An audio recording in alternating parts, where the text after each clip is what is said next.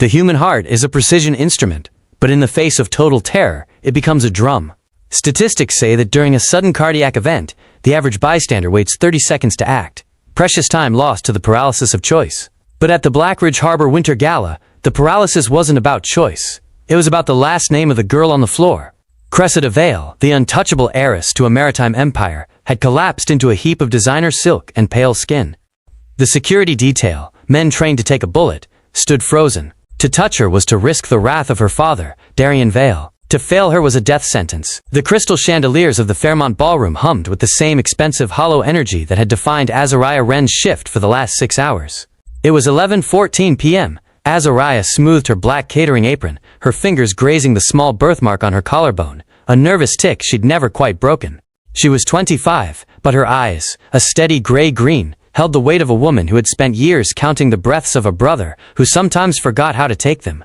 Before we continue, like this video if you've ever felt invisible in a world that only sees credentials and titles. Share it with someone who needs to hear that courage doesn't require permission. And subscribe so you don't miss what happens when one temp worker sees the truth everyone else is paid to ignore. Now let's continue. The air in the ballroom shifted. It wasn't a sound, but a drop in pressure. Darian Vale walked in. He was a broad-shouldered silhouette of charcoal and shadow, his eyes obsidian and unreadable. Beside him, Cressida looked like a porcelain statue, perfect, cold, and brittle. "I can't breathe, Father," Cressida whispered, a sound that didn't carry past the first row of donors. "Smile, Cressida," Darian replied, his voice a low, precise command. "The contracts depend on your composure, but composure has a breaking point."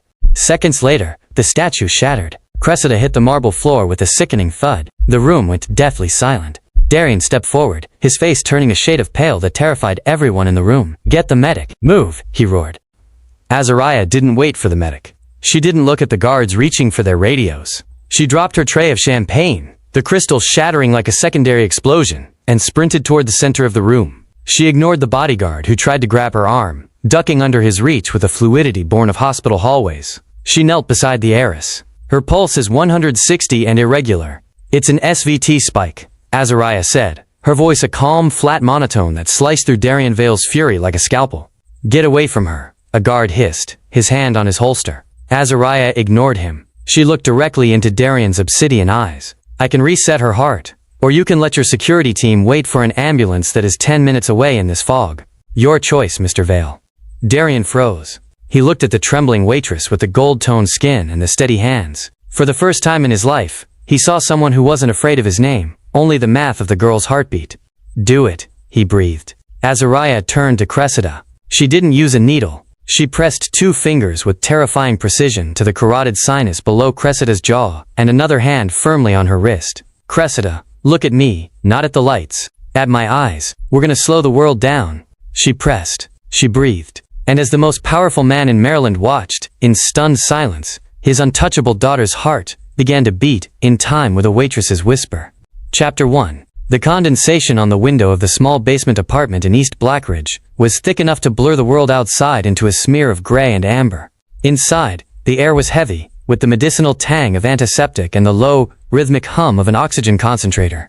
Azariah Wren sat at the small kitchen table, her long, natural locks tied back with a fraying piece of silk, her eyes fixed on the mountain of white paper spread before her. They weren't just bills, they were a tally of her brother's survival. Leo was 19, but his body existed in a state of permanent rebellion against the neuromuscular condition that had stolen his mobility 3 years ago. The state aid had dried up 6 months after their mother passed, leaving Azariah with a choice. Let the system swallow him into a state-run facility, or drop out of her final year of nursing school to become his hands, his legs, and his financial lifeline. She had chosen him every time, but the math was becoming a ghost story. Leo's voice was a soft rasp from the doorway. He was seated in the motorized chair that Azariah had spent 16 months of double shifts to pay for. "You're doing the breathing thing again," Azariah exhaled, realizing she had been holding her breath for exactly 22 seconds, a subconscious habit of monitoring her own vitals as if she were her own patient. She looked up, her gray-green eyes softening. "Just logistics, Leo. The new physical therapy copay is a bit higher than the last one." "Logistics," Leo echoed, his smile faint but knowing. "That's what you call it when the world is on fire, and you're the only one holding a bucket." Azariah stood, her 5 feet 8 inches frame, moving with a grounded, intentional grace that she'd honed during her clinical rotations. She walked over to him, her hands instinctively checking the tension in his shoulders. She knew every pressure point in the human body, knew where the nerves bundled, and where the pulse could be quieted. She spent her days managing Leo's nervous system, calming the tremors that threatened to lock his muscles into painful knots. "I have a private event tonight," she said, her voice a low, steady frequency. "The Fairmont Ballroom. It's a political fundraiser, which means high tips and expensive leftovers. I'll be back by 2. "The rich people again." Leo sighed. "Be careful, Az. Those people, they don't see the person serving the wine, they see furniture." "That's the point," she replied, pressing a gentle thumb into the base of his skull to release a tension headache she knew was brewing. "When you're invisible, you can see everything coming. It's the safest way to be." She moved to the small mirror by the door, pulling on the crisp, black catering uniform that felt like a suit of armor.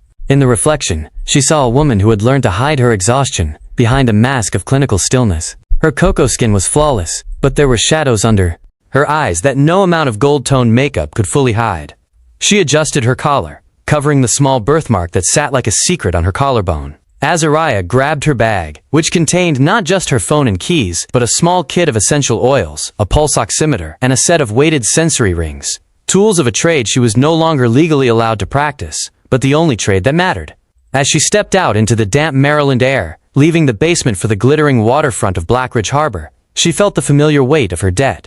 It sat on her chest like a stone, a constant reminder that, for people like her, there was no room for error. One mistake, one late payment, and the life she had built for Leo would collapse. She boarded the bus, her eyes scanning the other passengers, instinctively diagnosing their gait, their respiratory rate, their stress levels. She was a nurse without a license, a protector without a badge. As the bus crossed the bridge into the wealthy enclave where the maritime magnates lived, she watched the glass towers rise against the darkening sky. She didn't know that tonight, the invisibility she relied on would become her greatest weapon, and that the pulse of the city was about to skip a beat she was the only one qualified to catch.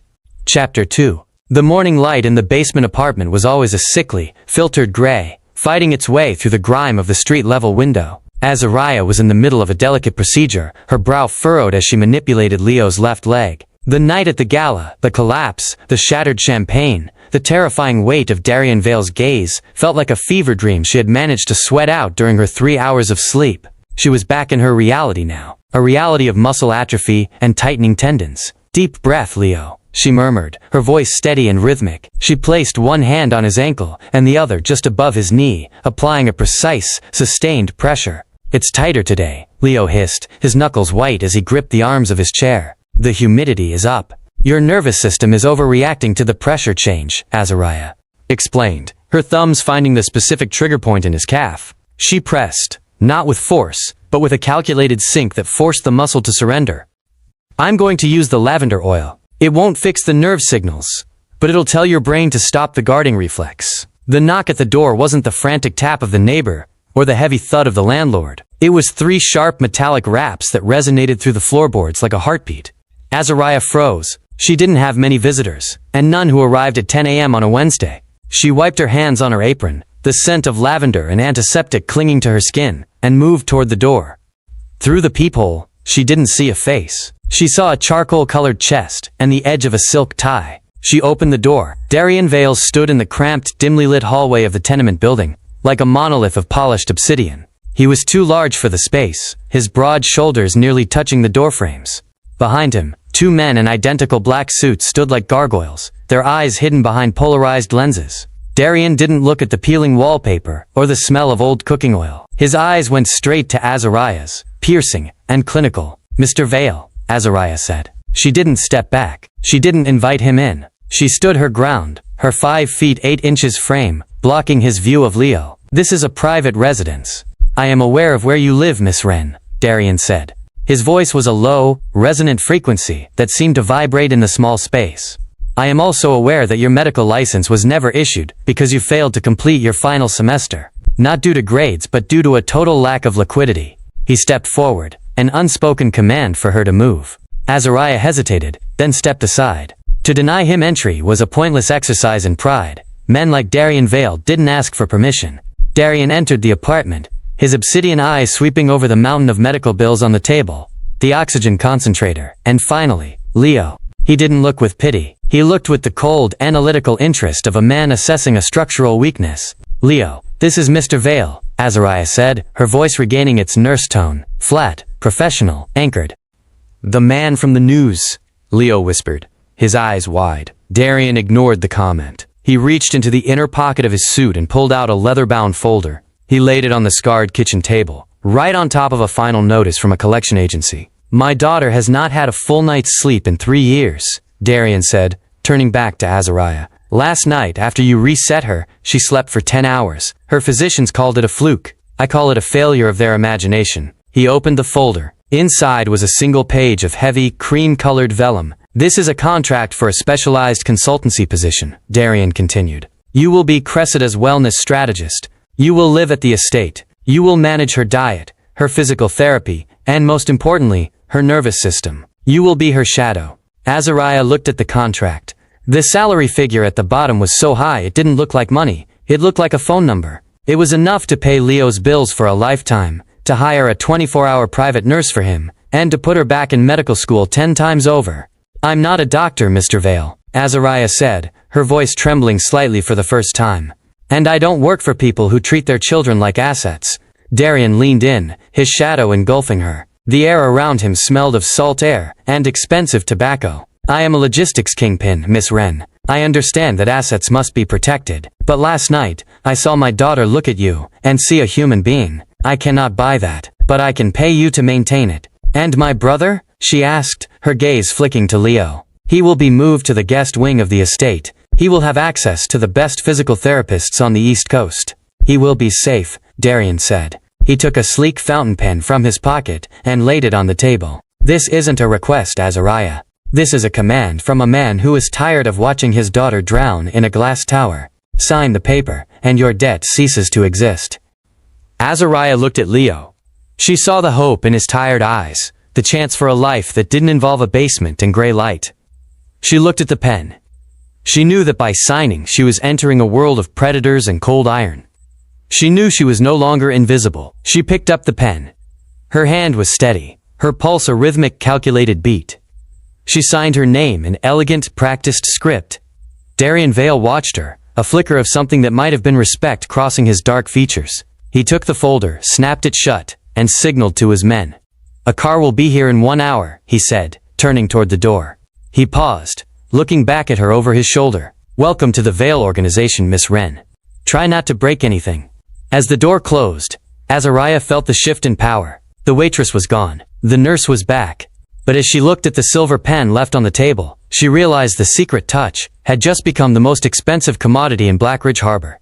Chapter 3. The gate to the Vale estate didn't just open. It retracted into the earth with a low hydraulic hum that sounded like the closing of a tomb. As the black sedan wound its way up the manicured cliffside of Blackridge Harbor, Azariah felt the air change.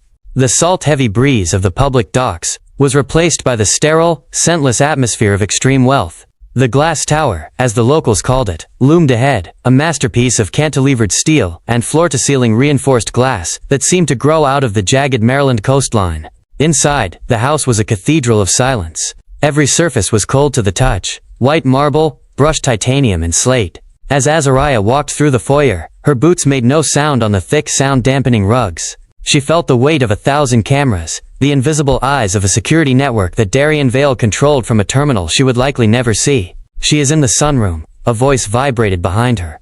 Darian had appeared without a footfall, his presence a heavy anchor in the vast, open space. She hasn't eaten today. She says the smell of the kitchen makes her throat close. Azariah nodded, her clinical mind already cataloging the symptoms. It's not the kitchen, Mr. Vale. It's the anticipation of the swallow reflex. When the nervous system is in a state of hyperarousal, the body perceives even nourishment as a threat. She found Cressida Vale sitting on a low leather chaise lounge, staring out at the Atlantic. The young woman was dressed in a structured, ice blue silk dress that looked more like armor than clothing. Her auburn hair was tucked perfectly behind her ears, revealing a jawline so tight it looked as if it might snap. To the staff she looked arrogant, a spoiled princess refusing to acknowledge the world. To Azariah she looked like a patient in the middle of a silent seizure. Cressida, Azariah said softly, stopping 6 feet away. She didn't move into the girl's personal space. She respected the perimeter of the panic. Cressida didn't turn. My father says you're a strategist. That sounds like a fancy word for a jailer with a medical kit. I'm a person who knows that your left hand is currently digging its nails so far into your palm that you're about to draw blood, Azariah replied, her voice a calm, low-frequency hum. Cressida's hand flinched, relaxing just a fraction. She finally turned her head, her guarded eyes searching Azariah's face for the usual pity or fear. She found neither. "Everyone thinks I'm cold," Cressida whispered, her voice brittle. "They think I'm untouchable because I'm a veil. They don't realize I can't move because if I do, I'm afraid the air will stop working." Azariah moved then, slow and deliberate. She sat on the edge of the chaise, not touching Cressida yet, but close enough for their breathing to synchronize. She could see the flutter of the pulse in Cressida's neck. It was erratic, a bird trapped in a cage. "The glass tower isn't the house, is it?" Azariah asked. "It's the way you've been managed. You've been told you're an asset, so you've turned your body into a vault. But vaults aren't meant to breathe. I can't shut it off," Cressida gasped, her eyes wide as a fresh wave of panic began to roll in. "The noise, the lights, everything is too loud. Focus on my voice," Azariah commanded, her tone shifting into a firm, authoritative anchor. She reached out and took Cressida's hand, not in a squeeze, but in a precise grip that applied pressure to the P6 acupressure point on the inner wrist. "This point communicates directly with the median nerve," Azariah explained as she held the pressure. "It's a manual override for the vagus nerve. I'm telling your heart that the storm is over." Cressida let out a ragged, shuddering breath. The tension in her jaw began to melt, her shoulders dropping an inch. For the first time, the untouchable heiress looked like a 23-year-old girl who was simply exhausted from fighting her own shadow. "Why did you stay?" Cressida asked, her voice small. "At the gala, everyone else ran." "I don't run from things I understand," Azariah said, her gray-green eyes steady. "And I understand you, Cressida. You're not arrogant. You're just terrified of falling, and you've forgotten that the ground is actually solid." As they sat in the silence of the glass tower, Azariah realized that Darian Vale hadn't hired her to protect his daughter from the world. He had hired her to protect his daughter from the prison of her own skin. But as she glanced at the reflection in the glass, she saw Darian standing in the doorway, his obsidian eyes unreadable. He wasn't watching a medical treatment. He was watching a revolution. And in the world of maritime logistics, revolutions were rarely bloodless. Chapter 4. The air in the glass tower was perpetually thin, filtered through high-grade HEPA systems until it felt stripped of its life, like water that had been boiled too many times. Inside the fourth-floor wellness suite, a room of white oak and recessed lighting that looked out over the churning slate waters of the Atlantic, Azariah sat on a low meditation plinth. Across from her, Cressida looked out of place in her own home, her fingers twitching against the fabric of her silk trousers. "You're anticipating the next spike," Azariah said, her voice dropping into that low melodic frequency that seemed to bypass the ears and speak directly to the brainstem. "You're scanning your own chest, waiting for the skip in your heart like you're waiting for a jump scare in a movie." Cressida's eyes flickered to Azariah, wide and shadowed. "How do I stop it? The doctors gave me pills, but they just make the world feel like it's made of cotton. I'm still scared. I'm just too tired to scream." "We don't stop it by fighting it," Azariah said. "We stop it by changing the channel. Your nervous system is stuck on a high-alert broadcast.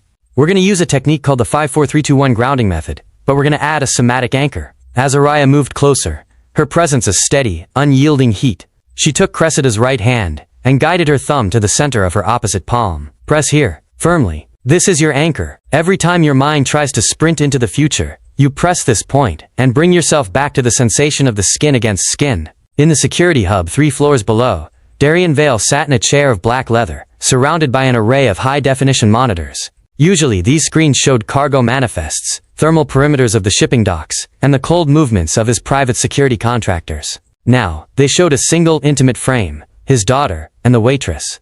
Darian watched, mesmerized, his obsidian eyes fixed on the screen. He had spent millions on the world's most renowned cardiologists and neurologists, men who spoke in Latin, and looked at Cressida as a fascinating mechanical failure. None of them had ever touched her with anything but a cold stethoscope, or a gloved hand. He watched, as Azariah leaned in, her cocoa skin, a sharp contrast to Cressida's pale olive, her movements possessing a fluid, clinical grace that he found increasingly difficult to look away from. "Tell me 5 things you can see," Azariah whispered on the monitor. "The ocean," Cressida rasped. The dust motes in the light. "Your eyes. The white rug. The silver pen on the table. Good. Now 4 things you can feel." Darian leaned forward, his hand tightening on the armrest. He saw Cressida's breathing begin to shift. The jagged, shallow heaves of her chest were smoothing out, lengthening into rhythmic cycles. He saw the tension leave her jaw. It was like watching a storm-tossed vessel finally find the mouth of a calm harbor. He had spent his life building a maritime empire based on control, but he realized he had never understood true control until he saw Azariah Wren. The moon-washed gravel remained undisturbed, yet the shadows between the manicured hedges seemed to vibrate. Suddenly, a series of short, sharp bursts of light cut through the dark, tactical flashlights. Then came the shouting, muffled by the reinforced glass but carrying that unmistakable frequency of adrenaline. Azariah didn't run. She stood still, her eyes narrowing as she watched the security detail move. They were surging toward the perimeter wall, a group of 6 men in tactical gear, their movements synchronized and aggressive. They moved like a fist, punching toward the point of entry. "Stay inside, Miss Wren," a voice crackled from the wall-mounted intercom. It was Elias Thorne, his voice tight with a cold, professional edge. "We have a perimeter breach in Sector 7. A trespasser was caught near the cliff path. The situation is being neutralized." Azariah looked at the monitors in the hallway as she moved toward Cressida's room. She saw the guards tackling a hooded figure in the distance, a chaotic scuffle of limbs and flashlights. But then her gaze drifted to the secondary monitor, the one displaying the service entrance near the ventilation stacks. She saw it for only a fraction of a second, a flicker of movement that didn't match the heavy, rhythmic gait of a tactical guard. It was a fluid, silent shadow that slipped into the blind spot of the thermal camera. "They're looking at the noise," Azariah whispered to herself. She reached Cressida's room just as the young woman was sitting up in bed, her auburn hair a mess, her eyes darting toward the window. The familiar tremor was starting in Cressida's hands, the precursor to a respiratory spike. "Is it happening?" Cressida gasped. "Are they here for me?" "Cressida, focus on my voice," Azariah said, kneeling by the bed and taking the girl's hands. She applied the anchor pressure to the center of her palm, but her own ears were tilted toward the hallway. "The men outside are doing exactly what they were trained to do. They're chasing the threat they can see. But your house isn't being attacked by soldiers, Cressida. It's being intruded upon by someone who knows how to move through silence." Azariah realized then that Darien Vale's security team was looking for an army. They were looking for external enemies, for rival contractors or political assassins. They were looking for a physical breach. They weren't looking for a biological one. A faint metallic snick echoed from the ventilation grate in the ceiling. It was the sound of a latch being bypassed, not with force, but with a key. Azariah didn't call for the guards. She knew they were already 300 yards away at the cliff gate, celebrating their neutralization of a decoy. She stood up, her 5 feet 8 inches frame casting a long, steady shadow over Cressida. She reached into her catering bag and pulled out a small, heavy bottle of industrial-strength peppermint oil and a weighted sensory ring. "What are you doing?" Cressida asked, her voice trembling. "I'm changing the sensory environment," Azariah replied, her gray-green eyes fixed on the ceiling. She began to atomize the sharp, pungent oil into the air. It was a sensory shock, a smell so strong it would overwhelm anyone relying on their sense of smell or refined thermal tracking. The shadow in the vent hesitated. The rhythm of its movement hitched, a physiological flinch. "Elias and his men are looking for a war," Azariah murmured, her voice a calm, clinical frequency. "But I spent my clinicals in a trauma ward, where the most dangerous people were the ones who sat perfectly still. Your security is looking for the wrong kind of threat, Cressida. They're looking for someone who wants to break the glass. They should be looking for the person who already has the code to the door." At that moment Azariah knew. The intruder in the garden was a distraction, a physiological trigger designed to send the house into a state of hyper-arousal, masking the true infiltration happening right above their heads. As a dark figure began to emerge from the grate, Azariah didn't scream. She stepped forward, her hand ready to find the pressure point that would drop a man twice her size. She wasn't just a nurse or a waitress anymore. She was the only person in the glass tower who knew that the most effective way to kill a body was to wait until its heart was already racing. Chapter 6. The silence of the glass tower was never truly silent. It was a layered composition of high-end engineering. There was the distant, subterranean thrum of the climate control, the nearly imperceptible whistle of the wind shearing off the sharp edges of the titanium exterior, and the rhythmic clicking of the automated security locks. But as the adrenaline from the garden breach began to recede, leaving the house in a state of brittle, exhausted quiet, Azariah noticed a new frequency. She was sitting on the edge of Cressida's bed, her fingers lightly resting on the girl's radial pulse. Cressida had finally drifted into a shallow, fitful sleep, her auburn hair fanned out against the silk pillowcase. Azariah's eyes were closed, her own breathing synchronized with her patience. In the darkness her senses sharpened, stripping away the visual distractions of the luxury suite until all that remained was the tactile and the auditory. It started as a pressure in her inner ear, a sensation rather than a sound. It was a low-frequency vibration, so deep it felt as if it were vibrating the marrow of her bones. She opened her eyes, her gray-green gaze sweeping the room. The air was still. The peppermint oil she had diffused earlier still hung in the atmosphere, a sharp, clean scent. Azariah looked down at Cressida's hand. The girl's middle finger twitched, a micro-tremor. Seconds later, the pulse beneath Azariah's fingertips began to gallop. Cressida's eyelids fluttered, her chest heaving as the arrhythmia took hold in her sleep. Azariah didn't move to wake her yet. She leaned closer to the wall, pressing her ear against the reinforced glass, and then the structural steel beam that ran behind the oak paneling. The vibration was there. It wasn't mechanical, and it wasn't constant. It was a pulsing infrasound, a frequency below the range of human hearing but well within the range of human physiological impact. She had seen studies on this during her clinicals, how low-frequency vibrations could induce feelings of dread, nausea, and, in susceptible individuals, acute cardiac events. Azariah stood up, her 5 feet 8 inches frame moving like a shadow through the room. She traced the vibration toward the intricate crown molding where the wall met the ceiling. It was strongest near the ventilation grate, the same one the intruder had almost emerged from. She pulled a small, high-sensitivity stethoscope from her bag and pressed the diaphragm against the vent. The sound was a rhythmic, synthetic growl, like a predator purring in the dark. It was a weaponized frequency. "You're not sick, Cressida," Azariah whispered, her voice a low, clinical anchor. "You're being tuned." She realized with a cold, sharp clarity that the panic attacks weren't just a byproduct of Cressida's isolation or her father's expectations. They were being engineered. Every time the glass tower was put on high alert, every time the security team surged, the vibration would start, pushing Cressida's nervous system over the edge, making her appear fragile, incompetent, and in need of permanent management. Azariah glanced at the camera in the corner of the room. Darian was likely watching from his hub, seeing his daughter struggle, and seeing Azariah leaning against the wall. He would see a nurse looking for a ghost. He wouldn't hear the hum. He wouldn't feel the vibration. She moved back to the bed, her hand finding the pressure point on Cressida's neck to gently stimulate the vagus nerve, countering the external frequency with a manual internal reset. As Cressida's heart rate began to dip back into safety, Azariah looked at the ventilation grate with a newfound predatory focus. The security team was looking for a breach in the walls, but the real infiltration was coming through the air itself. The secret touch was no longer just about healing. It was about detection. Someone in this house was playing Cressida's body like a lethal instrument, and Azariah was the only one who had finally recognized the song. As the low-frequency hum continued to pulse through the steel, Azariah felt a shift in her own pulse, not with panic, but with the cold, calculating resolve of a woman who was about to dismantle a monster from the inside out. Chapter 7. The morning air at the Blackridge Harbor Logistics Hub was a sharp, metallic contrast to the sterile isolation of the glass tower. Here, the world felt heavy and tactile, the scent of diesel exhaust, the screech of gantry cranes, and the rhythmic thrum of container ships docking against the concrete piers. Darian Vale stood at the edge of the observation deck, his tailored charcoal coat snapping in the wind, looking every bit the king of a maritime empire built on data and iron. Beside him, Cressida stood with her hands tucked into the pockets of a structured trench coat. For the first time in months, she wasn't hiding behind reinforced glass. Her face was pale, but her eyes were alert, following the movement of the massive automated loaders below.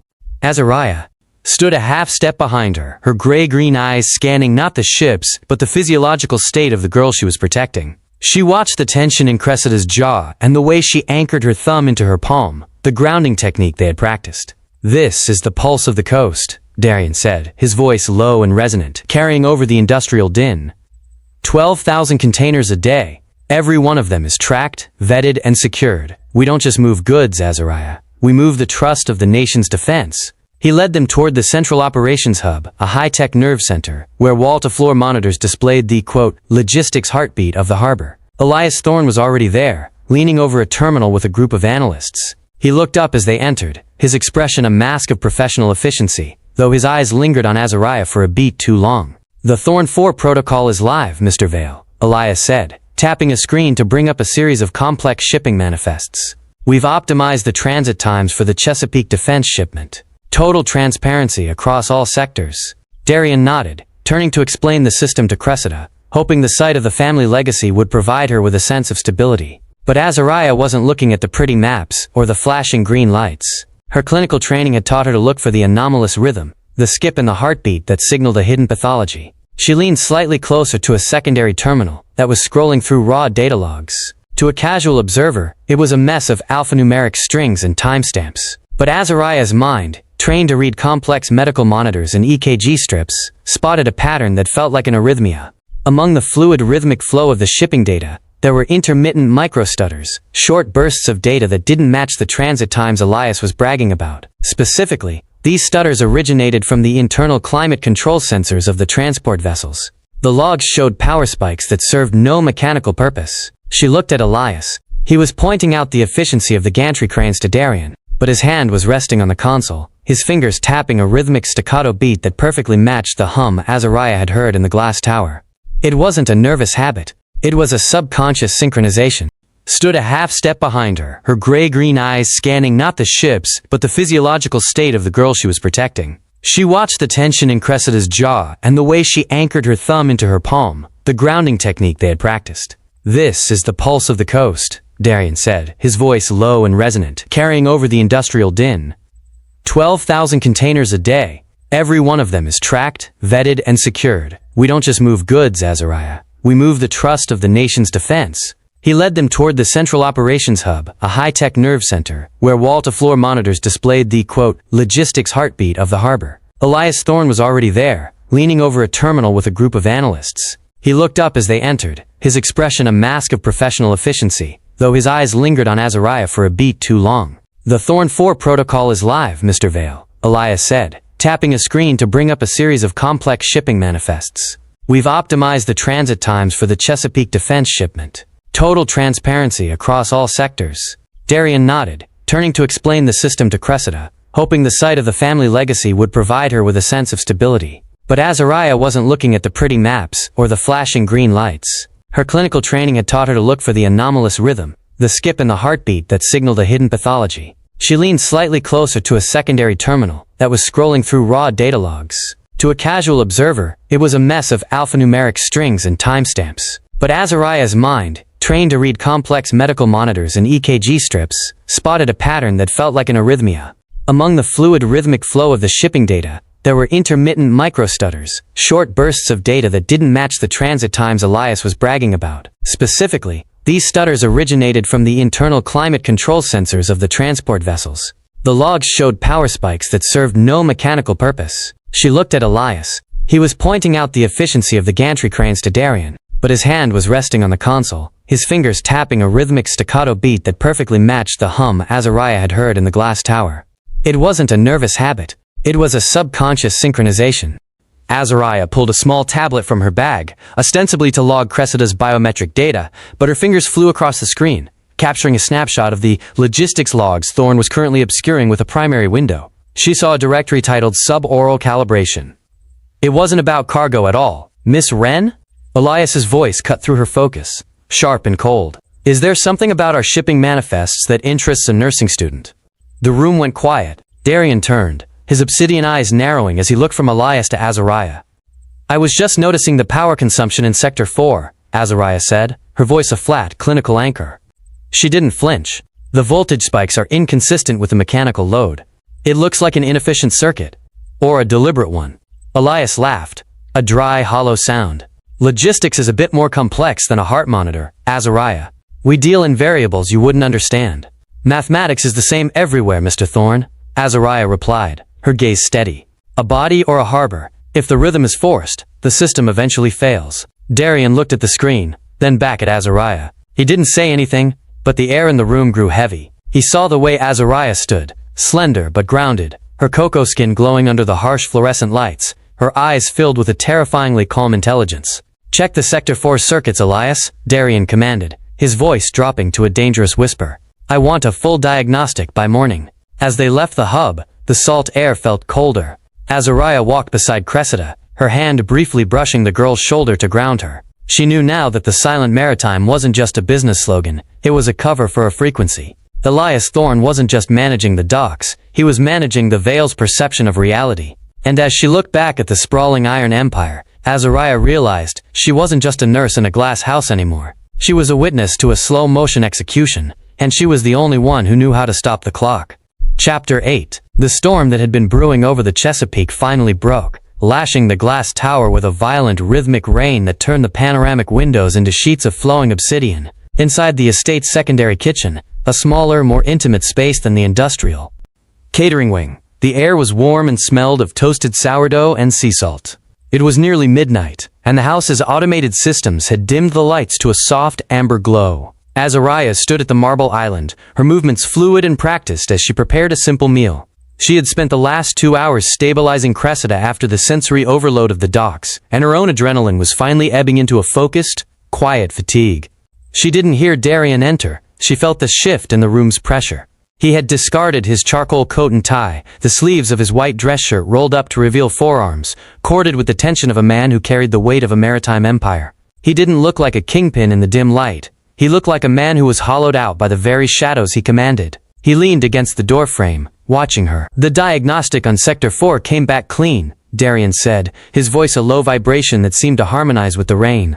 "Elias says it was a faulty grounding wire in the primary gantry. He fixed it himself." Azariah didn't look up from the bread she was slicing. "A grounding wire doesn't pulse in a rhythmic 60 Hz cycle that mimics a cardiac trigger, Mr. Vale. And a faulty circuit doesn't hide behind a directory titled calibration." She finally looked at him, her gray-green eyes steady and unblinking. "You've spent your life building walls to keep the world out. But the person who knows how to maintain the wall is also the person who knows exactly where the structural cracks are." Darian walked to the island, pulling out a stool. The silence between them wasn't the cold, sterile quiet of the glass tower. It was the weighted, expectant silence of a clinical observation. He watched as she set a plate in front of him, not a 5-course meal, but a perfectly prepared grilled cheese and a cup of broth. "You're the first person in 5 years who hasn't tried to impress me with a menu," Darian noted, the corner of his mouth twitching in a ghost of a smile. "I'm not here to impress you. I'm here to feed a man whose blood sugar is dropping, and whose cortisol levels are high enough to cause a tremor in his left hand," Azariah replied. She sat on the stool across from him, her posture grounded. "Eat. It's hard to see a traitor on an empty stomach." Darian took a bite, the simple, childhood comfort of the food seeming to strip away a layer of his guarded exterior. He looked at the woman across from him, her cocoa skin glowing in the amber light, the small birthmark on her collarbone a dark anchor against her skin. He realized he didn't even know the sound of her laugh, only the sound of her authority. "I built this for her," Darian said, his voice dropping to a frequency of rare vulnerability. He gestured to the vast, dark house around them. "The security, the contracts, the legacy. I thought if I made her untouchable, she would be safe. I didn't realize I was just building her a more expensive cage." "Protection is a form of control, Darian," Azariah said, using his name for the first time. The sound of it made his pulse hitch. "And control is the opposite of trust. You don't trust the people you pay to protect her, and you don't trust her to survive without them. That lack of trust is a frequency. It's what Elias is using to keep her weak." Darian reached across the island, his hand hovering near hers, but not quite touching. "Why are you helping us? Most people in your position would have taken the money and looked the other way. You could have been back in medical school by now." "I took an oath before I ever stepped into a classroom," Azariah said, her voice soft but ironclad. "To do no harm. And to see a patient is to see a person. I see Cressida, and for some reason I've started to see you." The air between them charged with an intensity that had nothing to do with the storm outside. Darian looked at her, not as a strategist, not as a waitress, but as a woman who had seen the cracks in his armor, and hadn't tried to exploit them. For a second, the king of Blackridge Harbor wasn't calculating his next move. He was simply breathing in the same rhythm as the woman who had mastered the art of the heart. "Trust is a dangerous variable in my world, Azariah," Darian whispered. "Then it's a good thing I'm a nurse," she replied, her gaze never wavering. "We're trained to handle dangerous variables." As the rain continued to lash the glass, the meal ended in a quiet, mutual understanding. The contract had changed. It was no longer about a salary or a debt. It was about two people standing in a kitchen at midnight, realizing that the only way to save the empire was to trust the person who knew exactly how to break it.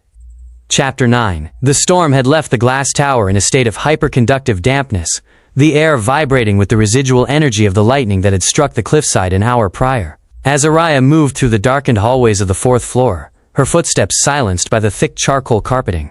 She wasn't carrying a weapon. She carried a high-frequency acoustic sensor she had fashioned from Leo's old tablet and a modified stethoscope. In her other hand, she held a small bottle of eucalyptus oil, a sensory anchor for herself as she prepared to confront the source of the rot. She didn't head for the bedrooms. Instead, she followed the structural spine of the house toward the central climate control hub, a concealed maintenance closet located behind a panel of brushed aluminum in the gallery.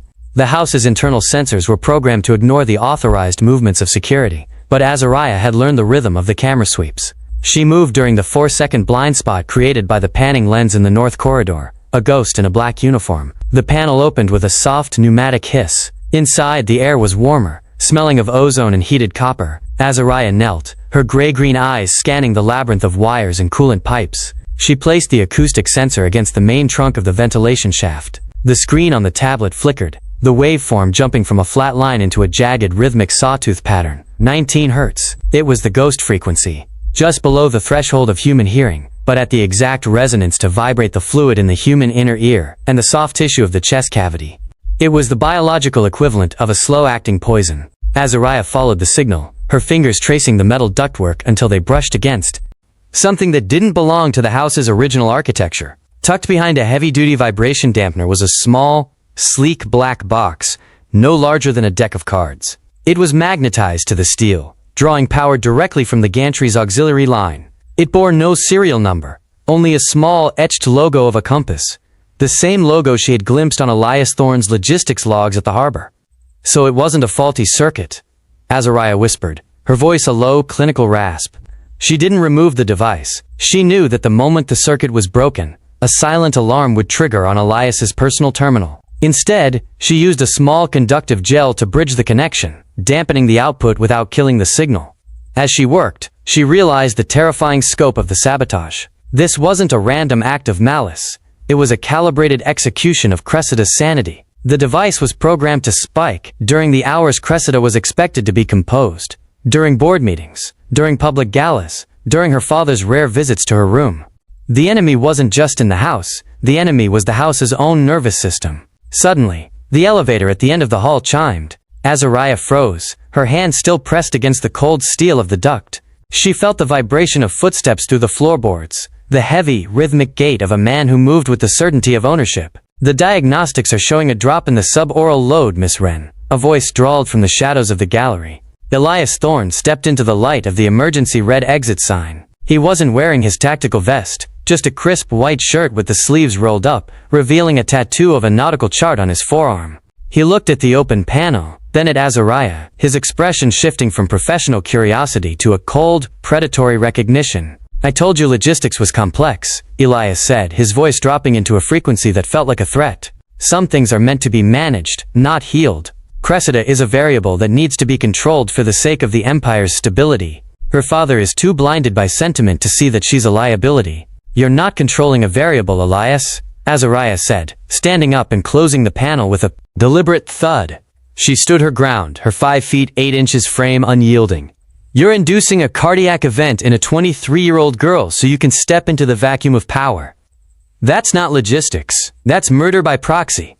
Elias smiled, a thin, jagged line. "In this harbor, power is the only pulse that matters. You're a waitress with a stolen nursing degree, Azariah. You think Darian will believe you over the man who has secured his shipping routes for a decade? He won't have to believe my word," Azariah replied, her gray-green eyes flashing with a clinical fire. "He'll just have to look at the math. And the math says you're the only one with the access codes to the suboral calibration." The air in the hallway grew thick with the scent of eucalyptus and ozone. Elias took a step forward, his hand drifting toward the tactical knife at his belt. Azariah didn't flinch. She knew that in a house built of glass and steel, the person who understood the vibration of the machine was the only one who could truly break it. The sabotage was revealed, but as Elias closed the distance, Azariah realized the fight for the Vales' future wasn't going to be won with a stethoscope. It was going to be won in the silent, lethal gaps between the heartbeats. Chapter 10. The transition from psychological warfare to physical violence happened with the clinical coldness of a shutter closing. In the dim, red-lit gallery, Elias Thorne didn't wait for a rebuttal. He didn't lunge like a common brawler. He moved with the economical efficiency of a man who had spent a decade optimizing death. He reached for his comms, but Azariah was faster. She didn't throw a punch. She struck the brachial plexus at the base of his neck with the edge of her palm. A precise application of force meant to disrupt his motor control for a critical 3 seconds. Elias's arm went dead, his radio clattering to the floor, but the logistics kingpin had anticipated resistance. The elevator behind him hissed open, and 2 men in sterilized tactical gear, contractors from his own private shadow firm, stepped into the hall. They weren't Darian's loyalists. They were Thorne's ghosts. "The diagnostic is irrelevant now," Elias rasped, massaging his neck as his eyes flared with a lethal calculated heat. "The board is already voting. Darian is being detained at the harbor on a fabricated customs violation." By the time he clears his name, Cressida will be, quote, incapacitated and under my legal guardianship. Move them. Azariah pivoted, her gray-green eyes darting to the ventilation grate she had just probed. She could hear Cressida beginning to wake in the adjacent room, her breathing hitching in response to the scuffle. The infrasound device was still humming, a low-frequency predator in the walls, priming Cressida's heart for a collapse. Don't touch her, Azariah warned, her voice dropping into that terrifyingly calm clinical register. She stepped back toward Cressida's door, her hand finding a heavy, stainless steel medical tray. You have a choice, nurse, Elias said, straightening his shirt. You can die in this hallway, or you can keep her alive long enough to get her onto the Vesper. I need her heart beating when we reach international waters. If she dies here, the paperwork gets messy. If she dies out there, it's a tragedy I can manage. The contractors moved in, the air filling with the metallic scent of suppressed weapons. Azariah felt the familiar cold calculation of the trauma ward take over. She couldn't fight 3 armed men, but she could manage the environment. She stepped into Cressida's room, locking the door behind her just as the first shoulder hit the wood. Cressida was upright, her auburn hair wild, her eyes glazed with the onset of a massive sympathetic nervous system override. Azariah, the hum, it's too loud. I know, Cressida. I know, Azariah said, pulling the girl from the bed. She didn't offer comfort. She offered an anchor. She grabbed her catering bag, the one containing the eucalyptus, the sensors, and the weighted rings. We're going on a trip. You're going to focus on the bridge of my nose. You're gonna match my stride. If you stop, your heart stops. Do you understand? The door splintered. Elias stood in the doorway, the light from the hall silhouetting him like a dark god. The transport is waiting at the private slip. Move. They were forced down the service elevator, bypassing the main house, where Darian's remaining loyalists were being systematically neutralized by Elias's override codes. The glass tower had become a trap, its automated systems now working for the usurper. Azariah kept her hand on Cressida's wrist, her thumb maintaining constant, grounding pressure on the P6 point, fighting the infrasound that Elias was now broadcasting through the estate's portable PA system. Outside, the Maryland rain had turned into a freezing deluge. A blacked-out transport van waited to whisk them toward the restricted docks. The harbor was a jagged skyline of gantry cranes and shadow. They were driven straight onto the loading ramp of the Vesper, a high-speed maritime defense vessel owned by Vale Strategic but controlled by Thorne's hand-picked crew. As the heavy steel ramp of the ship hissed shut, sealing them into the gut of the iron beast, Azariah felt the vibration of the engines, a deep, seismic thrum that harmonized perfectly with the sabotage frequency.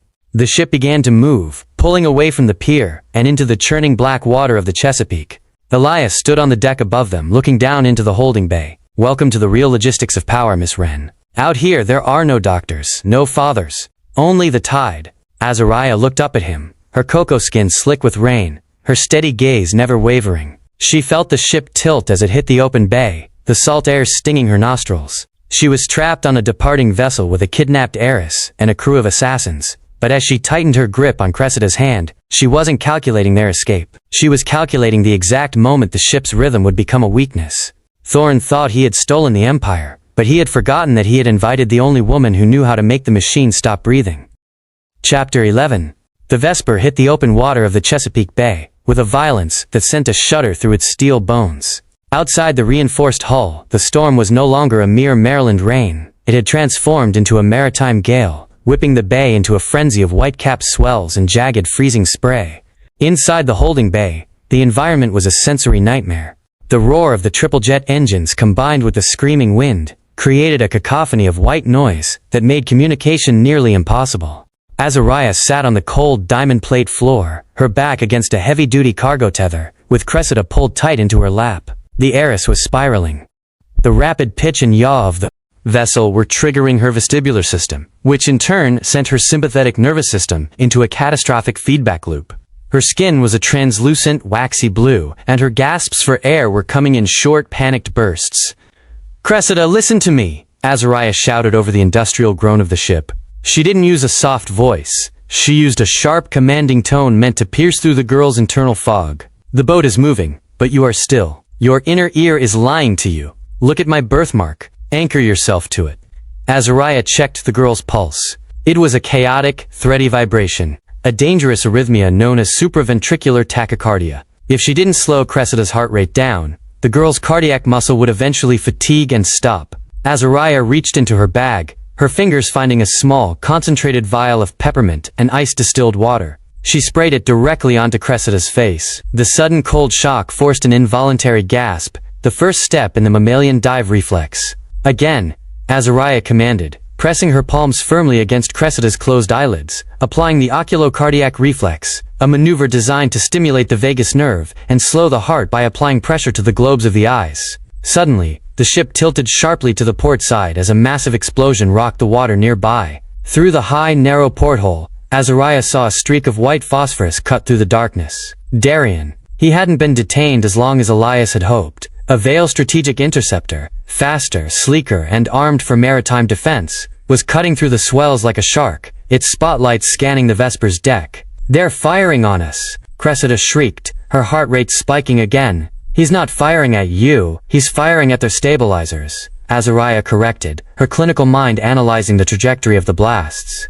On the deck above, the muffled thud of heavy machine gun fire erupted, as Elias's men returned fire. The Vesper was a tank of a ship, but Darian was a man who knew exactly where the armor was thinnest. The ship groaned as it took another hit to the stern, the lights flickering between red emergency power and total darkness. Azariah felt the ship's rhythm change. The vibration she had been tracking, Thorn's infrasound, was being distorted by the ship's own mechanical distress. It was creating a dissonant frequency that was even more lethal to Cressida's fragile state. Azariah knew she couldn't stay in the holding bay. The vibration was echoing off the steel walls, turning the room into a resonant chamber of panic. "We have to move," Azariah said, pulling Cressida to her feet. The girl was like a rag doll, her legs barely able to support her weight. "I can't. I'm going to die here, Azariah," Cressida sobbed, her chest hitching.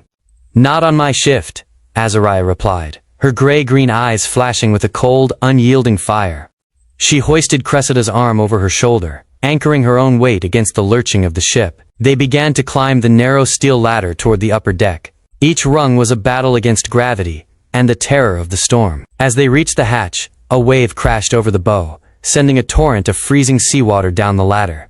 Azariah pushed the hatch open and dragged Cressida onto the rain-slicked deck. The wind was a physical wall, nearly knocking them back. A few hundred yards away, Darian's interceptor was closing the gap, its engines roaring like a predatory animal. She saw Darian standing on the bridge of his ship, his silhouette illuminated by the flash of the muzzle fire, his obsidian eyes fixed on the Vesper. Elias Thorn emerged from the bridge, a suppressed rifle in his hand. He looked at Azariah and Cressida, his face a mask of desperate fury. He saw the interceptor closing in, and realized his logistics of power were failing. He raised the rifle, not at the pursuing ship, but at Cressida. If he couldn't have the Empire, he would ensure no one else could. Azariah didn't think. She didn't wait for Darian to save them. She grabbed a tactical flare from the ship's emergency rack, struck it, and held the blinding white light directly in front of her. The brilliance seared through the fog, blinding Elias for the split second he needed to take the shot. "Breathe, Cressida," Azariah screamed, her voice a clarion call over the gale. Now, as the two ships collided in a roar of tearing metal and salt spray, Azariah held the girl tight, her hands never leaving the pressure points that kept Cressida's heart beating. The storm on the bay was at its peak, but in the center of the chaos, the nurse with the secret touch stood as the only steady thing in a world that had gone completely wild. Chapter 12. The collision was a tectonic event, the screech of hull against hull drowning out the roar of the gale. The Vesper listed violently to the starboard side, throwing Elias Thorn off balance just as he squeezed the trigger. The bullet hissed through the salt-heavy air, missing Cressida by a fraction of an inch and shattering a reinforced glass panel on the bridge. Azariah didn't wait for him to recover. She dragged Cressida toward the aft of the ship, her boots slipping on the slick, blood-darkened deck. They reached the exterior cooling units, massive industrial heat exchangers used to regulate the vessel's high-output defense systems. The air here was a freezing mist, chilled to sub-zero temperatures by the internal liquid nitrogen loops. Azariah saw the thick frost coating the pipes and knew it was their only chance. Cressida was no longer screaming. She was slipping into the terminal phase of shock. Her heart was beating so fast it was no longer pumping blood, just quivering in a useless, frantic rhythm. "I need you to listen to me, Cressida. This is going to be the hardest thing you've ever done," Azariah shouted, her voice cutting through the mechanical shriek of the ship. She grabbed a manual override lever on the cooling unit, releasing a localized blast of supercooled air. Azariah didn't hesitate. She grabbed Cressida by the back of the neck and forced the girl's face directly into the path of the frigid mist.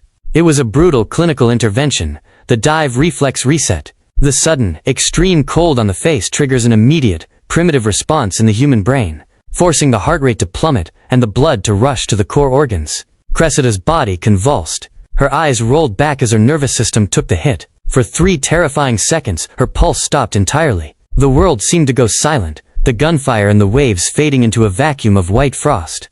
Azariah held her breath, her fingers pressed to the girl's carotid artery, counting the silence.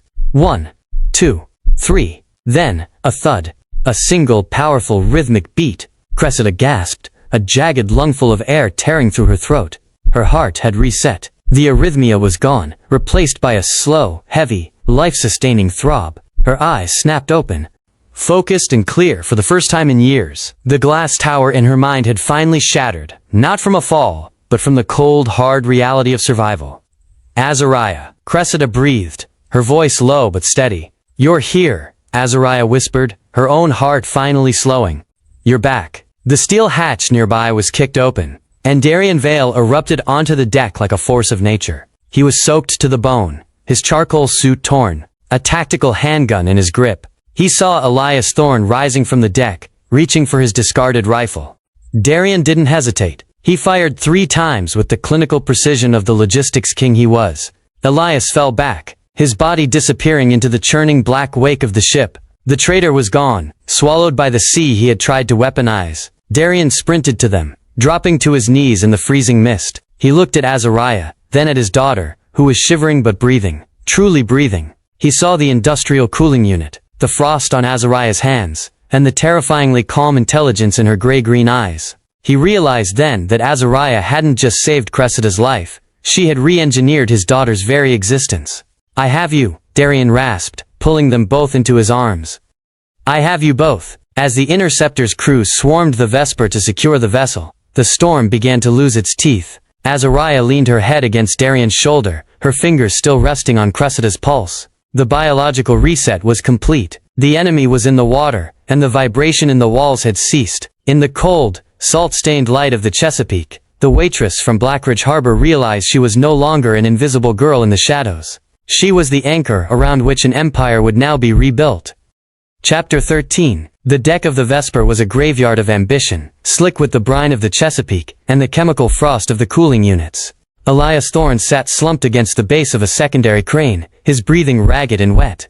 He hadn't been swallowed by the sea. Darien's men had fished him out of the freezing wake, dragging him back onto the iron stage of his own defeat. He looked up as Azariah approached, his eyes still flickering with dying embers of defiance. He clutched his side, his fingers red, trying to stem the leak of his own life. Azariah didn't look at him with hatred. She looked at him with the terrifying, detached clarity of a surgeon examining a tumor. She stood over him, her 5 feet 8 inches frame casting a long shadow in the flickering emergency lights of the ship. She didn't need a weapon. She knew exactly where he was broken. "You're experiencing a bilateral pneumothorax, Elias," Azariah said, her voice a calm, clinical anchor that seemed to mock his agony. "The way your chest is rising, or failing to, tells me your lungs are collapsing. Your pulse is thready, likely hitting 140. You're in a state of decompensated shock." Elias tried to let out a hollow laugh, but it turned into a bloody cough. "Still, the nurse. You think, this changes the logistics. The board, they won't follow a man who lets a waitress run his house." "I'm not running his house, Elias. I'm reading his map," Azariah replied. She knelt beside him, but she didn't reach for a bandage. She reached for his wrist, her fingers finding his pulse with a terrifying precision. "You underestimated me because you don't understand what it means to truly observe. You saw a girl in a catering uniform. I saw a man whose micro-expressions betrayed a vestibular imbalance every time he lied. I saw the way your pupils dilated when you spoke about the efficiency of the harbor. You weren't a strategist. You were a predator with a spreadsheet." She leaned in closer, her gray-green eyes unblinking. "I knew about the infrasound, because I felt it in my own marrow before I ever heard it. I knew about the sabotage, because you have a tell. Every time you're about to manipulate a system, your right carotid artery spikes. You're a slave to your own biology, and I'm the only one who knows the code." Darien Vale stood behind her, his presence a silent, looming threat.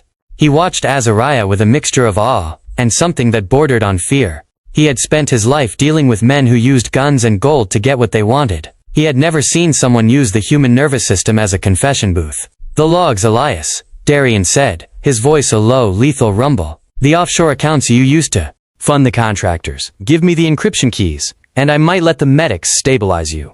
Elias looked from the king of the harbor to the nurse. He saw the cold, clinical truth in Azariah's eyes. She wasn't going to save him out of pity, and she wasn't going to let him die out of spite. She was simply going to watch the clock of his physiology run down until the math dictated his end. The mask of the loyal analyst had been stripped away, leaving nothing but a failing organism. The compass directory, Elias wheezed, his head falling back against the steel.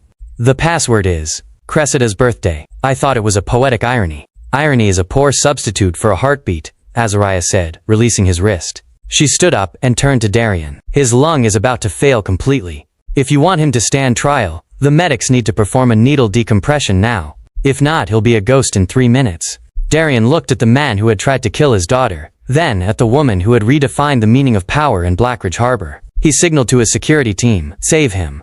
I want him to watch while I dismantle everything he ever built." As the medics rushed forward, Azariah walked away, her footsteps steady on the vibrating deck. She didn't look back at the falling mask of Elias Thorne. She looked toward the bow of the ship, where the first light of dawn was beginning to bleed through the Maryland mist. She had read the body, she had mapped the betrayal, and in the quiet aftermath of the storm she realized the only logistics that mattered were the ones she now held in the palm of her hand. Chapter 14. The reconstruction of the Vale estate did not involve masons or architects, but a systematic deconstruction of the fear that had served as its foundation.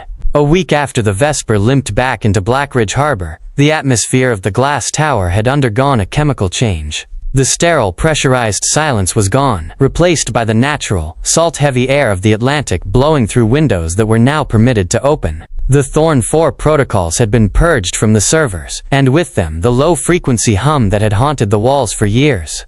Darian Vale stood in the center of the Grand Gallery, his obsidian eyes fixed on a team of technicians removing the reinforced, sound-dampened panels from the master suite. He looked less like a kingpin today, and more like a man who had finally put down a weight he had been carrying since the day his daughter first forgot how to breathe. He turned as Azariah entered the room, her cocoa skin glowing in the unfiltered sunlight. She was no longer wearing the black catering uniform or the clinical whites of a strategist.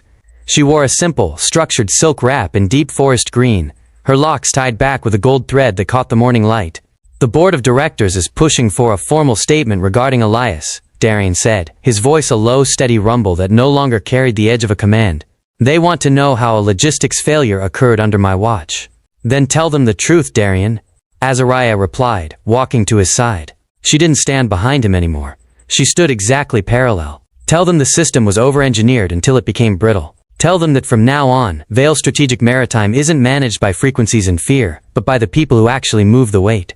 The elevator chimed, and Cressida stepped out. The transformation was startling. The ice-blue structured dresses had been replaced by a soft, flowing knit sweater and dark denim. Her auburn hair wasn't pinned into a rigid mask. It fell naturally over her shoulders. She walked with a new kind of gait, not the careful tiptoeing movement of someone afraid of breaking the floor, but the grounded, intentional stride Azariah had taught her. "The tower is coming down, I see," Cressida said, looking at the exposed wiring where the infrasound devices had once been hidden. She didn't flinch at the sight of the mechanical guts of her prison. "It's your house, Cressida," Darian said, his voice softening with a rare paternal warmth. "It should feel like a home, not a vault. I've signed the papers for the new foundation. The glass tower is being rebranded. It's going to be the Renvale Center for Maritime Health and Logistics. We're going to study the human element of the industry, the stress, the trauma, the biology of the harbor." Cressida looked at Azariah, a silent communication passing between them, a recognition of the bond forged in the freezing mist of the Vesper. "And my role? You're not an asset to be protected anymore, Cressida," Darian said, stepping toward her. "You're the chair of the new center, and since you've spent your life learning how to navigate the internal storms, you're the only one I trust to lead it." He paused, his gaze shifting back to Azariah. "But you won't be doing it alone. Azariah isn't a consultant anymore. She's a partner. Equal equity, equal authority." Azariah felt the shift in the room's hierarchy. It wasn't just a promotion. It was a total reconfiguration of the Vale legacy. The waitress who had once scrubbed the floors of private galas was now the architect of the family's future. She looked at the contract on the table, the final one, which bore Darian's signature and a space for her own. It didn't feel like a debt anymore. It felt like a manifesto. "We have a lot of work to do," Azariah said, her gray-green eyes reflecting the shimmering harbor outside. "The harbor is still loud, and the people are still tired. We have to teach them how to breathe again. Cressida smiled, a real, unburdened expression that reached her eyes. I think I'm a quick study, Azariah. I had a very good teacher. Darian watched them, the two women who had dismantled his empire only to build something far more resilient in its place. He realized that the secret touch hadn't just healed his daughter, it had humanized him. He reached out, his hand finding Azariah's in a firm, grounded clasp. There were no cameras watching them now, no tactical guards in the shadows. There was only the steady, synchronized rhythm of three people who had survived the storm and decided to become the anchor for everyone else.